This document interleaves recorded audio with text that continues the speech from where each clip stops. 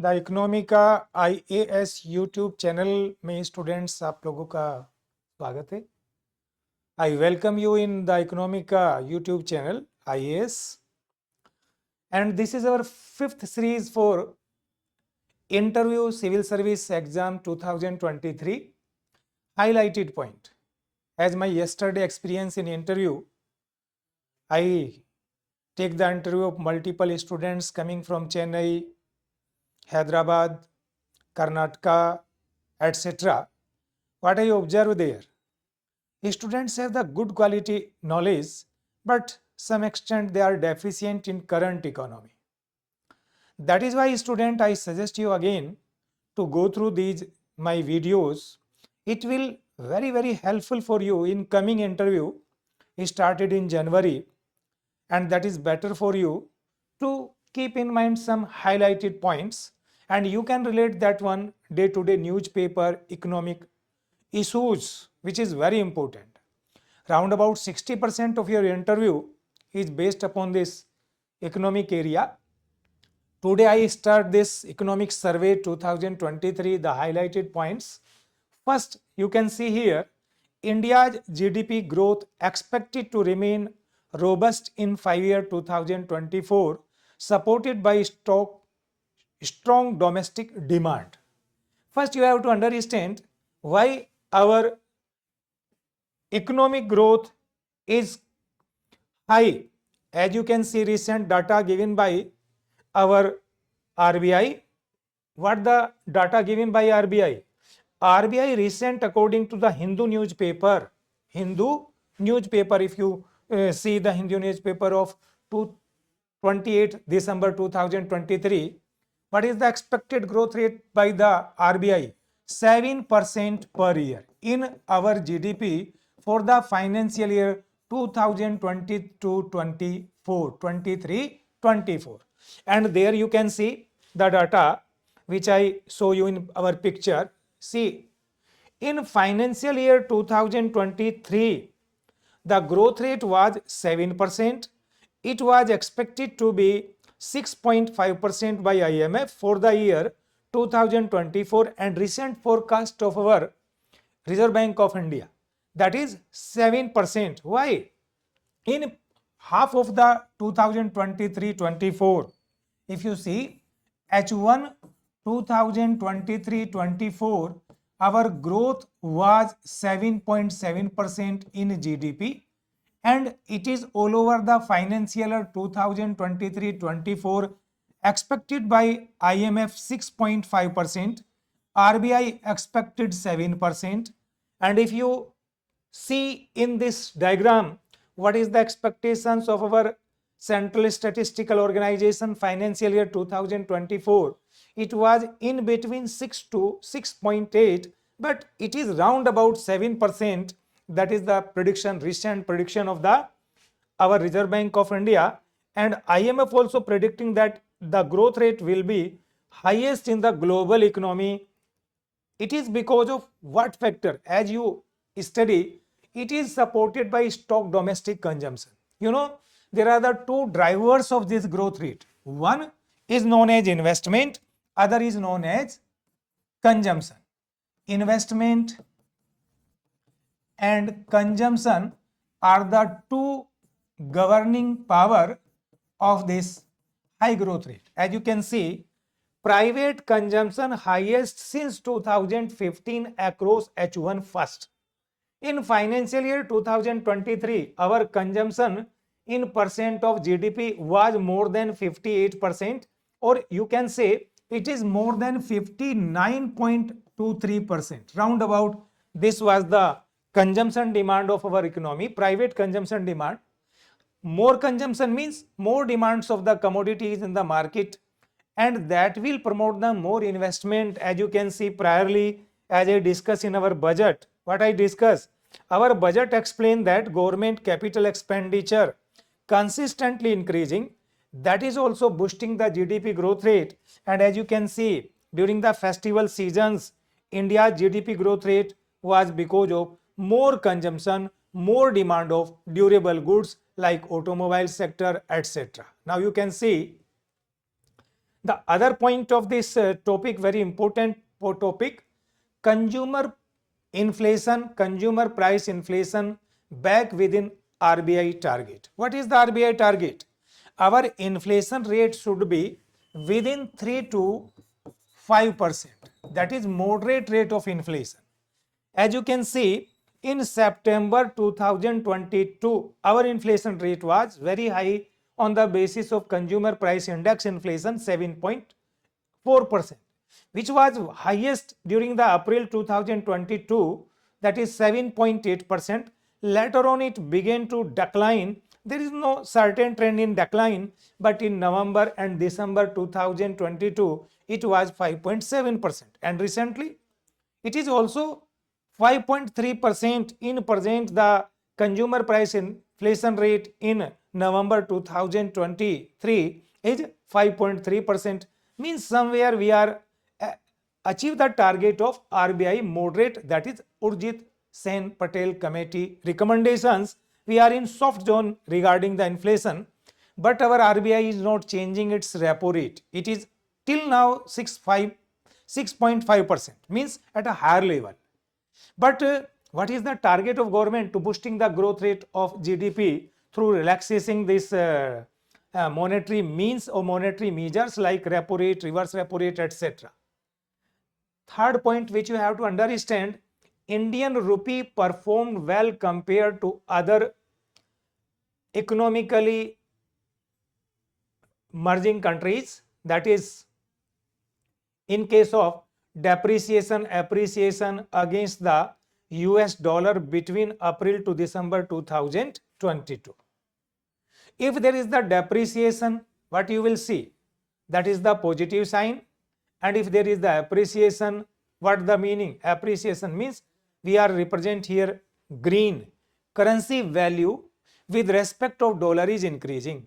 And if it is so, the red sign means currency of the country with respect of dollar is depreciating.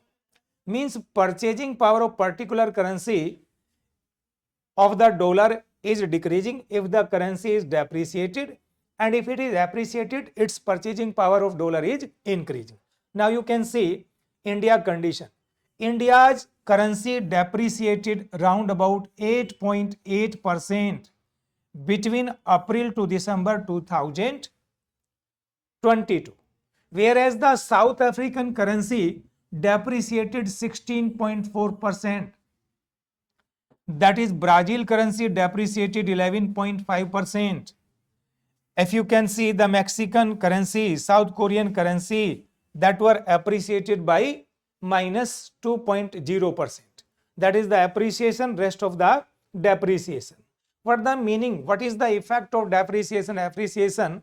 If the interview board asks you what will be its effect, if a country's currency consistently depreciated, it will lose the confidence of other countries in our domestic economy. First point.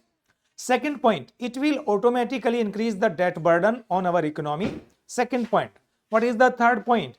It can also, if currency is depreciating, accelerate the export, decrease the import, and in this way current account deficit can decrease. As you can see, recently our current account deficit, as the data given in December 2023 by the Hindu newspaper, other research paper, what they show, Central Statistical Organization, it was only 1% of GDP, $8.3 billion, and in comparison to previous year, it is quite less. Previous year it was 1.5% of GDP and more than $10 billion. It means somewhere fundamental variable in 2023 also improving consistently, as you can understand, with the help of appreciation and depreciation of our currency. Next point, broad-based recovery across the sector. Now you can see the performance of our economy on the basis of macroeconomic variables. We divided the total GDP in three parts: primary sector, secondary sector, and tertiary sector. And students, you can see here, in primary sector, agriculture and allied activities; in secondary sector, industries; in service sector, trade and services. We are included in tertiary sector. As you can see, the green line represents the agriculture and allied sector and its performance. You can see percentage growth in the year 2019, you can see it was less than 3% of GDP. In the financial year 20, second revised estimate, so it is more than round about how much? 3 and 5, that is the distance to 4% per year. And it consistently remain here, but after then it declined to round about 3%. After then it constant in the financial year 21, 22, 23, round about 3.1% per year. It means our primary agriculture and allied sector growth rate is being round about 3.1% per year since 2021 to 23. One point is clear. Now you can see the second point, which is also very important, that is the industrial sector growth rate, that is volatile in nature. Sometime it was positive up to 7 or it reached up to 8% in between financial year 2019 and 20, round about 8%. But further it suddenly declined to minus 7% in the financial year 2021 in the first revised estimate. Again it began to rise and reach up to more than 8%. In the financial first advance estimate, it was more than 8%. Recent data in given December 2027, 27 December 2023. Our industrial sector growth rate round about 7.7%. It means now the industrial growth rate also favorable, but in comparison to previous it is less. Previous it was 8%. One thing is clear, that agriculture and industrial sector growth rate after 2022 performing very well. There is the stability in the growth rate of agriculture, whereas the industrial growth rate also stabilized after the financial year 2022, and recent, as I quote you, in 2023 December, its growth rate was 7.7%, near to 8% of our industrial sector. Now you can see tertiary sector growth rate, that is also show some kind of instability. What kinds of instability you can see? In the financial year 2019, our service sector growth rate was consistently round about 8%, but minutely less than 8%. After 2022-20 financial year, it suddenly declined to more than minus 7%, or you can say it is round about how much percent? 9% declining. It was minus 9% declining growth rate in our service sector. After then it increased consistently and it is round about 8% after 2022, round about 8% of our service sector. Now you are clear what is the performance of our three sector of the economy. Now you can see fixed capital formation highest since 2050 across H1. You can see fixed capital formation means, what is the meaning of capital formation? Just you understand. Capital means what? The assets which are going to generate the income, that is known as the capital. For example, road, airways, waterways, that is our infrastructure. Similarly, industries, machines, etc., which are going to produce the different kinds of goods, they are known as capital. And the fixed capital formation rate with respect of GDP, if you see, in the financial year 2016, this is round about how much percent? Round about this is 30.8%, round about 30.8% it was. Again it 30.8% in the financial year 2018, but in 2017 it is round about 31.5%, round about 31.5%, and it reached at a highest level, say in which year? 2023 year, and it was near to 34% of our GDP. Fixed capital formation, and it was lowest in 2021, round about 28.8% of our GDP. Now you can see our gross fixed capital formation rate also show the fluctuations, but after 2015 it was highest in first quarter of 2023, that is 34.0% roundabout. That is the good sign of our economy. If our gross capital formation rate is increasing consistently, then definitely it will better of our economy. Student, you can understand by the help of this data. Next issue which you have to understand, that is the exchange capacity utilization, enhanced capacity utilization, pick up in private capex. First you understand the point, that is capacity utilization, BEI. What is the business expectations index?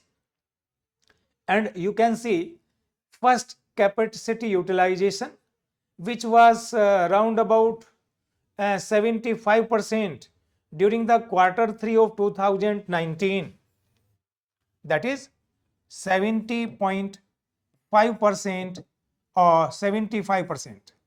75.5% during the 2019. It was lowest in 2021 quarter 1st, April, May, June, and round about how much percent? It was round about 47%. Again, it was highest in the financial year 2023 quarter 1. Similarly, that is also second index RHS is not sufficient. It was highest again. It means in 2023 the performance of both BEI, business expectations index, RHS, both are in better condition.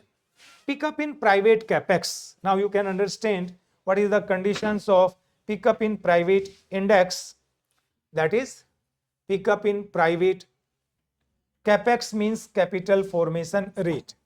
Just you can see Axis Bank Research capital line. In the financial year 2020, it was 2.8%, 2.8 lakh crore rupees.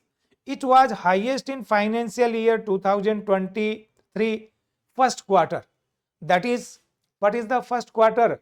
That is April, May and June, 3.3. That is the good sign for our economy. Now you can see the next point of this topic, that is direct tax collections for the period April-November remains buoyant.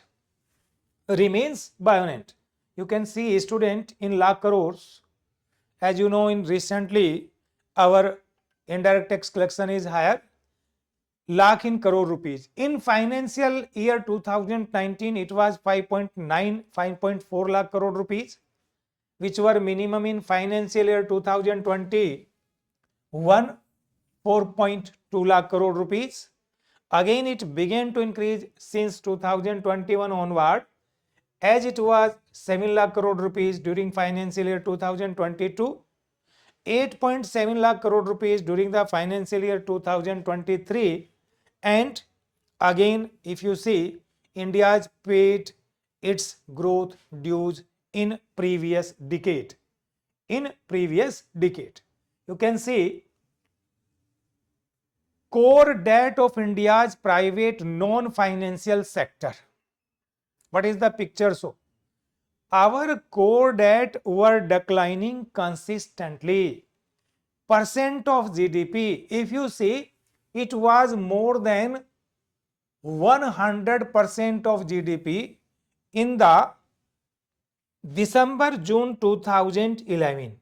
December 10, June 2011, it was round about how much? You can identify it 40, that is 30 and 20, or it is round about 112% of GDP. After then it is just you can see some time of fluctuations, but declining trend is there. Only in the December you can say 2020 it was again at a higher level, round about how much percent? Round about 100% of our GDP, but recently it is only 87.8%. If our debt is decreasing, definitely what it will do? Think about that one.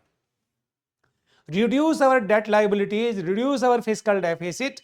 As you know, 15th Finance Commission suggested to the government of India that it should not more than 45% of GDP. But now in June, it was 87.8% of GDP. That is not the good sign for our economy. it should under the limit as I discuss with you the recommendations of which one? Our 15th Finance Commission.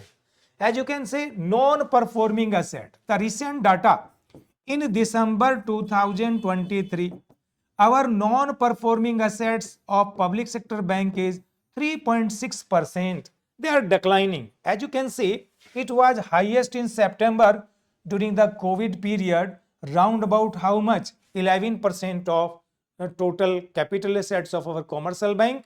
It was 11%, but now it is 3.6, means declining trend is there. If there is a question, because this is the current issues and UPSC asking that kinds of questions, you have to say that non-performing assets of our commercial bank, non-banking financial corporations are decreasing due to government policies, due to better performance of our economy, improvement in the twin balance sheet of our corporate sector. If the twin balance sheet of our corporate sector is improving, then definitely what it will do, it will automatically decline the non-performing assets. Capital to risk ratio is improving 16.9% roundabout. And this is my first day. I will proceed this lecture tomorrow. Students, if you are taking that kinds of lecture, you will definitely better off your interview. Continue. Thank you.